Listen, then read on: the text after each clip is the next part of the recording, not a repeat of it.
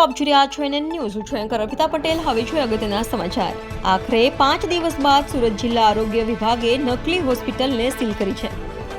આ સાથે જ હોસ્પિટલની બહાર નોટિસ લગાવીને આરોગ્ય વિભાગે સંચાલકને 7 દિવસમાં સંબંધિત દસ્તાવેજો અને તમામ વિગતો રજૂ કરવા કહ્યું છે. ભાડાનો કરાર પણ બોગસ ડોક્ટરના નામે આ નકલી હોસ્પિટલ 2 નકલી ડોક્ટરો અને દારૂની હેરાફેરીમાં સામેલ ડોક્ટરના ભરોસે શરૂ કરવામાં આવી હતી.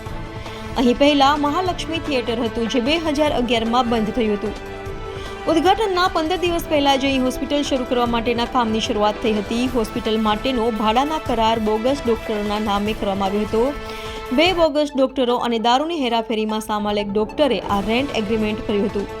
બોગસ તબીબ બબલુ રામાશ્રય શુક્લા, રાજારામ દુબે અને ડોક્ટર જીપી મિશ્રાના કારનામાથી લોકો પણ આશ્ચર્યમાં છે, કારણ કે અગાઉ 2 નકલી ડોક્ટરોની ધરપકડ થઈ ચૂકી છે. તેમ છતાં ક્લિનિક છોડી હોસ્પિટલ શરૂ કરવા જઈ રહ્યા હતા. આ લોકોએ સપ્ટેમ્બર માસમાં ભાડા કરાર બનાવ્યું હતું. NN news Surat. દર્શક મિત્રો, એનએન ન્યૂઝને લાઇક, શેર, સબસ્ક્રાઇબ કરો, બેલ આઇકન પ્રેસ કરો, જેથી આપને નોટિફિકેશન્સ મળતી રહે.